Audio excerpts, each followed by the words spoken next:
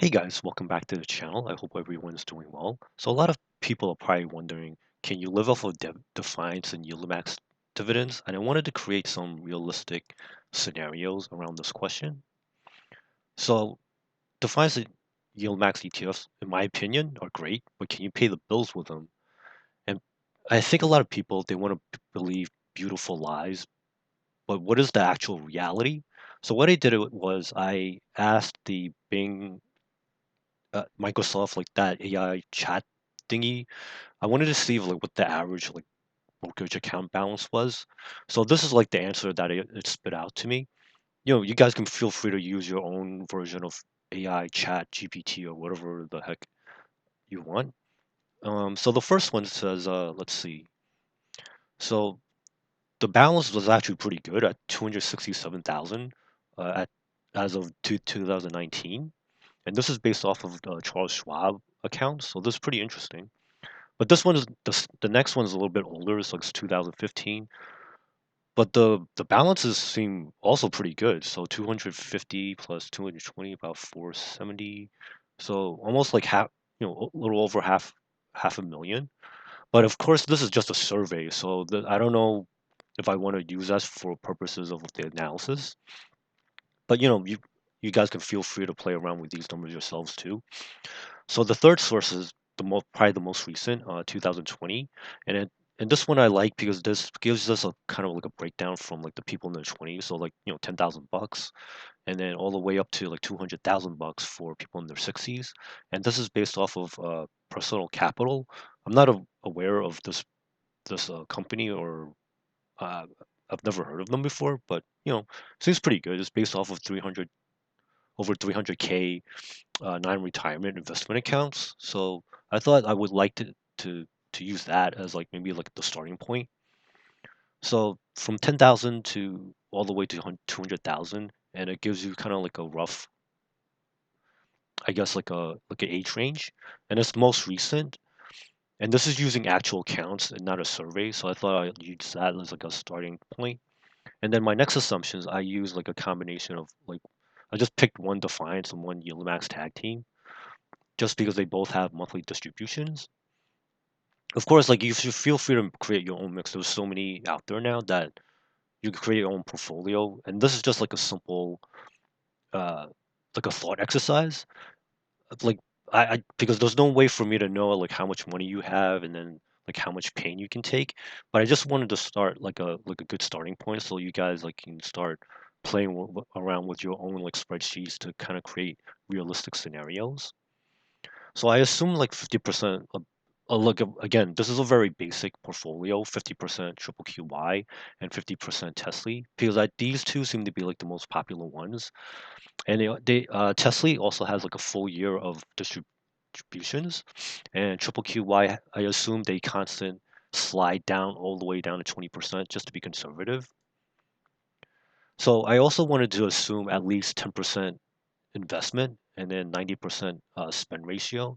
So basically, so out of every dividend, like I assume like you kept like 10% to invest in like other things, and then 90% to spend on like your everyday living expenses, and then up to all the way up to 90% investment, and then all the way down to like 10% spend. So this way, just to kind of show you guys like the different ranges and like for for different age groups to kind of consider like what you want to do for your own selves. Of course, this is just like a rough estimated performance again. This doesn't include the effects of like any reinvestment, and it doesn't include like other high yield investments or your other or your hedges. So give me a second. I'll just pull up the spreadsheet for you guys.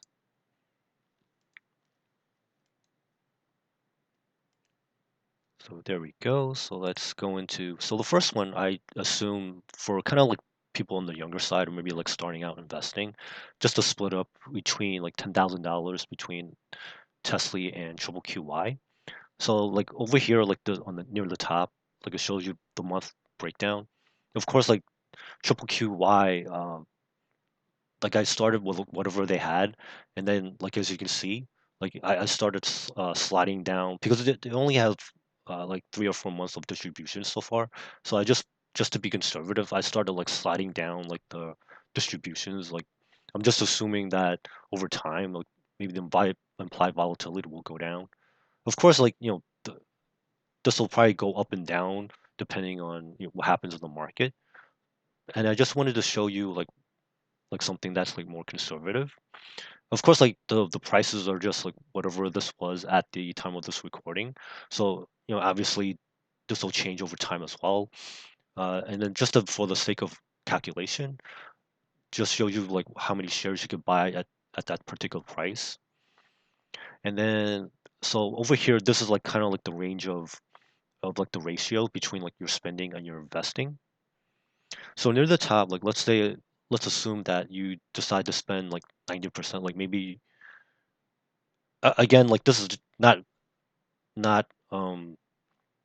it depends on your circumstances. I guess if you're in your 20s and you're first starting out, like this is not probably something that I would do, but it's your money, so you can decide to do whatever you want. So if you decide to do this, like you have like $5,000 to spend over the course of the year, and then you also have like 500 bucks like left over to invest in like other things. And then, and this just shows you like kind of like the range if you decide to do other things.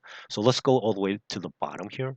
So like let's say you just only spend 10% and like you decide to like save up and invest like 90%. This is what you would have.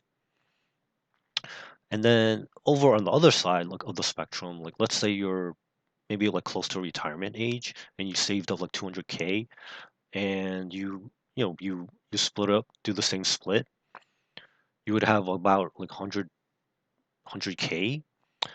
And this shows you again like the split between like if you decide to spend 90% of it and then you keep like 10% left over to invest in other things. That's up to you guys. So I think you've like this is probably like more uh kind of like more realistic assumption of like like when can you start, like if you wanted to actually live off of it, this is probably more realistic. Like I know this might be a little bit depressing for some people because like, oh, I have to wait all the way until like, my 60s to be able to spend 100K. But remember, those like what I showed you was just like an average, and it's not indicative of like what you actually have right now. So like let's say like you're in your 20s and you had like a really good high paying job and you got raises and bonuses and whatnot, and you already have 200K, this is not too bad. Like technically if you wanted to, you could supplement your income or even like just live off of it like right now. So don't feel bad if like you're not at this level yet. Just I don't know what your circumstances are, but I guess you just have to keep saving. And I just wanted to show you like realistic numbers again. uh, and again, also at the other end, let's say like you're in your 60s, you're still not, maybe you're not sure of like if you want to spend it all or if you want to keep more and keep reinvesting, that's fine too. That's up to you. Although, 11,000 a year in the United States is probably not realistic either, unless you're living in a really like you had a really good deal on like I don't know, like like you're living in a rent controlled apartment or something, and like you have like other things like maybe a pension or social security, whatever. Or there's like something in here for people that are in the middle of the ground. So if you wanted to just do like a regular 50-50% between your spending and your investing, 56, if you spend $56,000 in a year, I think this could be doable. It might be a little tight depending on where you live, but it is possible. So, guys, it's up to you. I just wanted to show you kind of like a range of what you could expect. So let's pop back into like the spreadsheet and just conclude the this thought exercise. So I just still think it's a great time to be alive. I show you what could be possible, especially if you have like, I guess once you get up to like maybe 200K, that I mean it's still, it would be possible, and it depends on like your age or your circumstances and whatnot. So depending on your account size, it might be possible. And then this doesn't even include like other income-based investments, right?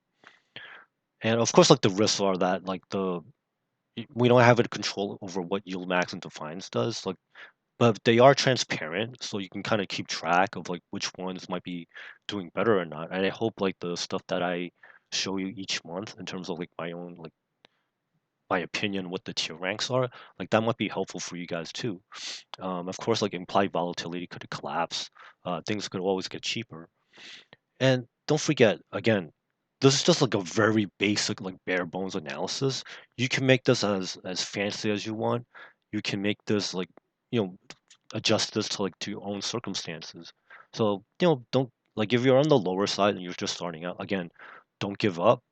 Keep stacking, keep saving, keep working, and keep investing. So if you like this type of content, please consider giving this a like. I would appreciate any subscriptions and all. If you want to share it, that's great too. Share it with the people that you care about. And hopefully there'll be more Yield Max gossip coming soon. So thank you for watching. I hope you have a great one, and I hope you make some great money out there. Bye now.